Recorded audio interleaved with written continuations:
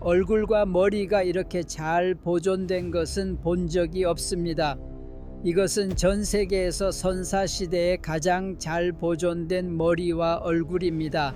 플로리다 중부 어딘가 누구도 중요하게 여기지 않았던 늪지대의 작은 연못에서 1984년 건설 노동자들은 원래라면 수천 년 전에 환경에 의해 사라졌어야 할 무언가를 우연히 발견했습니다. 파편이나 먼지가 아니라 법의학 전문가들조차 눈앞의 광경을 설명하기 어려워할 만큼 정교하게 보존된 온전한 인간 유해였습니다. 결국 이 현장에서 8,000년 된 168명의 유해가 발견되었습니다. 많은 두개골 안에는 아직도 뇌가 남아 있었고 그 뇌 속에는 당시 과학으로는 거의 회수할 준비조차 되어 있지 않았던 무언가가 갇혀 있었습니다. 바로 DNA였습니다. 북아메리카에서 발견된 가장 오래된 것으로 확인된 인간 정착지의 유전 물질이었습니다. 연구자들이 마침내 그것을 염기서열 분석했을 때 그 결과는 선사시대 아메리카의 이야기에 단순한 주석을 하나 더하는 데 그치지 않았습니다.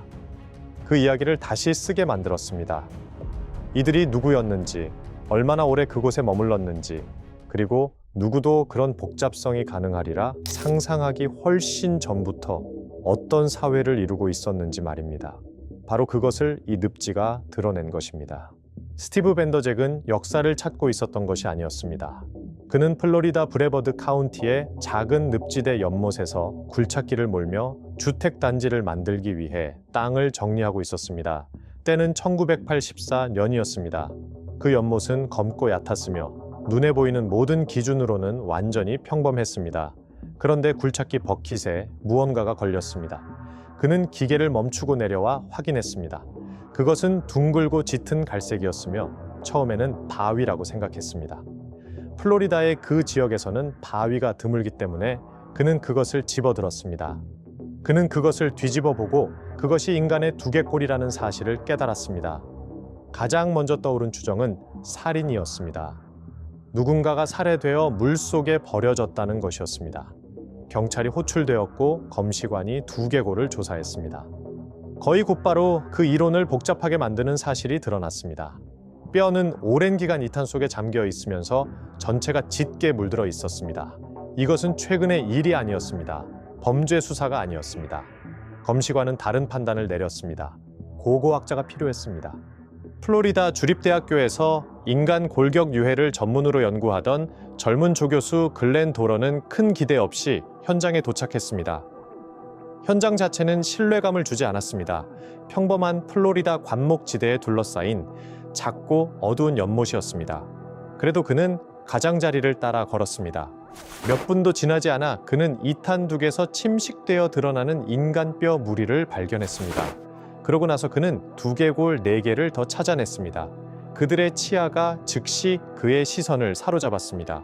마모가 극심했는데 단순히 음식을 씹어서 생긴 것이 아니라 재료를 붙잡고 다루는 도구처럼 치아를 사용할 때 생기는 종류의 마모였습니다. 현대인은 치아가 그런 식으로 닳지 않습니다. 고대인들은 종종 그랬습니다. 실험실 검사가 어떤 것도 확인하기 전부터 도런은 자신이 아주 깊은 선사시대를 마주하고 있다는 것을 이미 의심하고 있었습니다. 방사성탄소 연대 측정이 그것을 증명했습니다. 유해는 7,000년에서 8,000년 전의 것으로 대략 그리스도 탄생 5,000년 전, 최초의 이집트 피라미드보다 3,000년 전, 스톤헨지보다 2,000년 전의 시기에 해당했습니다. 연구팀은 그 순간을 구름 위를 걷는 것 같았다고 표현했습니다. 그들은 오래되었을 것이라고 예상했습니다. 하지만 이 정도일 줄은 예상하지 못했습니다. 곧바로 새로운 문제가 나타났습니다. 유해는 물속에 있었습니다. 늪지에는 수백만 갤런의 물이 있었고 통제된 조건 없이 발굴을 진행하면 모든 것이 파괴될 위험이 있었습니다. 해결책을 만드는데 2년이 걸렸습니다. 150개의 웰 포인트를 이탄 속에 박아 넣었고 펌프는 매분 약 700갤런의 물을 빼냈습니다.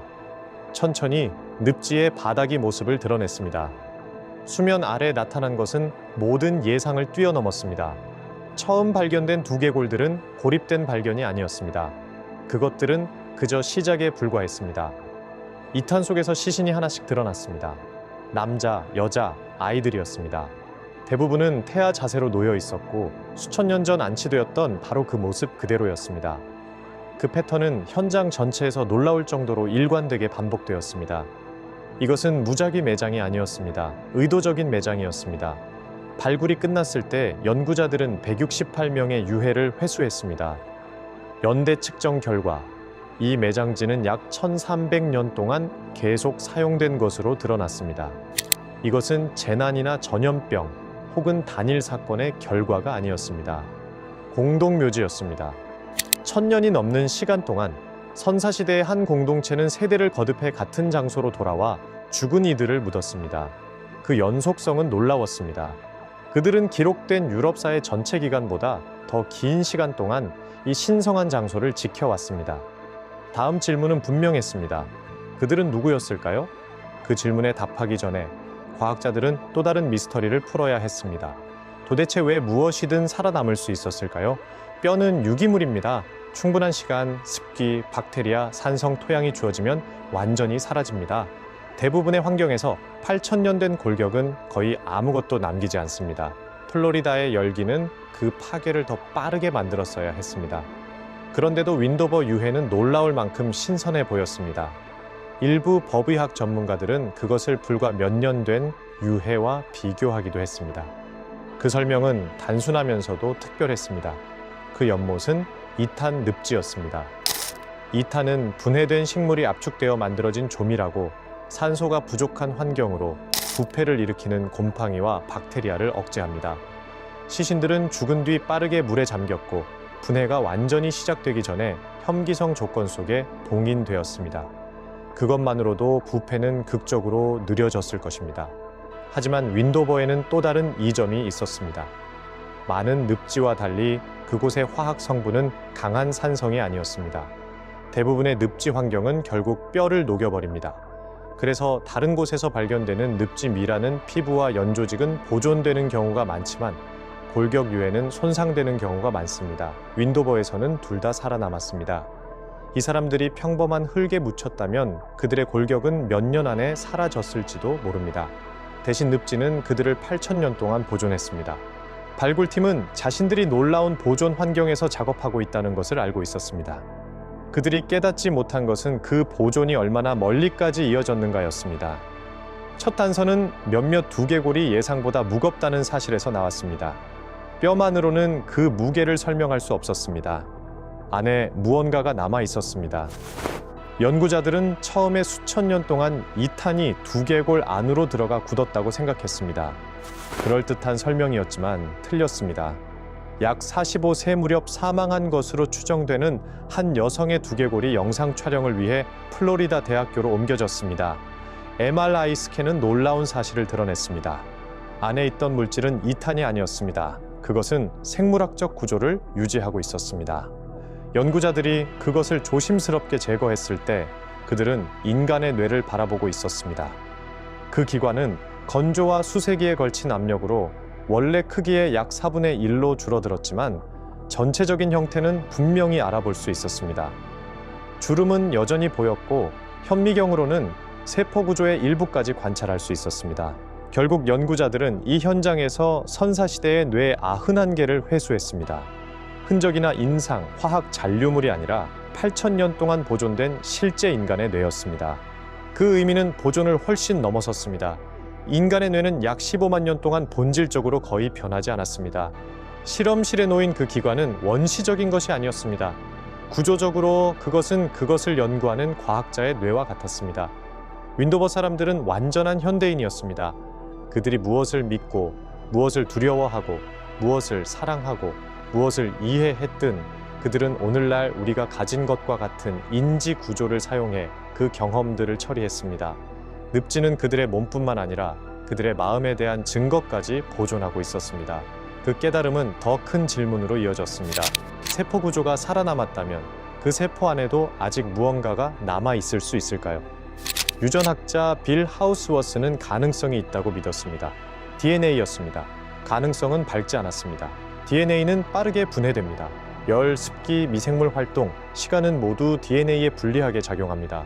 플로리다 늪지에서 8,000년이라는 시간은 어떤 유전 물질도 완전히 파괴했어야 했습니다.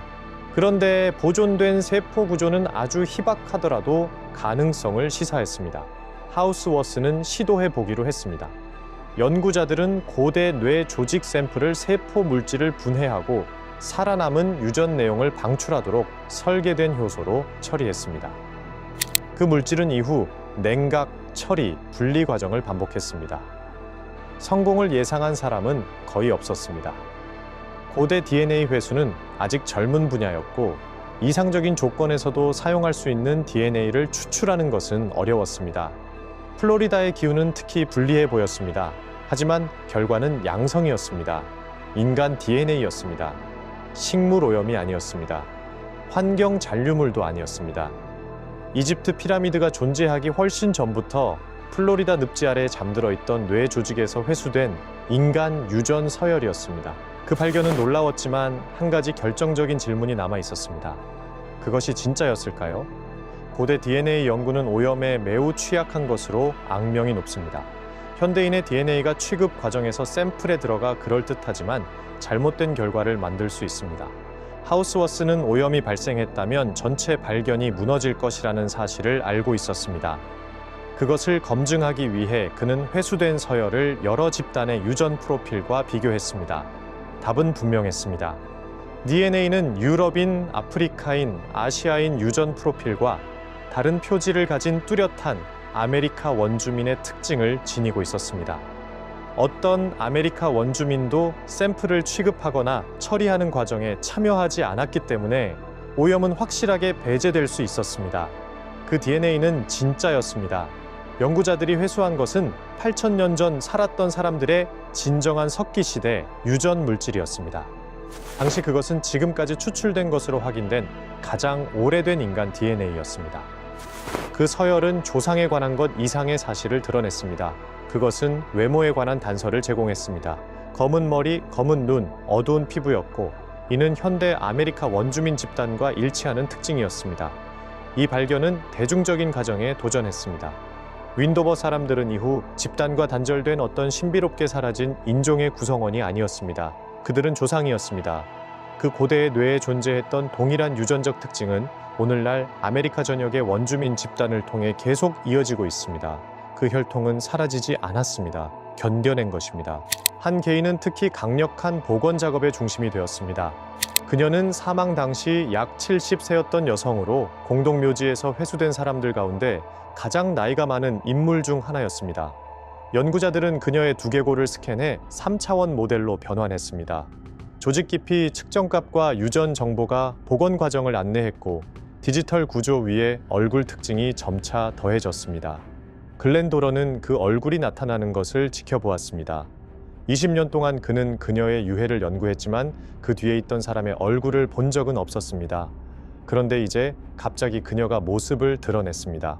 어두운 피부, 검은 눈, 그리고 아메리카 원주민 원로에 알아볼 수 있는 특징이었습니다. 그 복원은 과학 표본을 다시한 인간으로 되돌려 놓았습니다. 선사시대의 상징이나 고고학적 유물이 아니라 살고, 일하고, 사랑하고, 슬퍼했으며 1000년이 넘는 세월 동안 세대들이 다시 찾아온 공동묘지에 정성스럽게 안치될 만큼 공동체에 의해 기억되었던 한 여성이었습니다.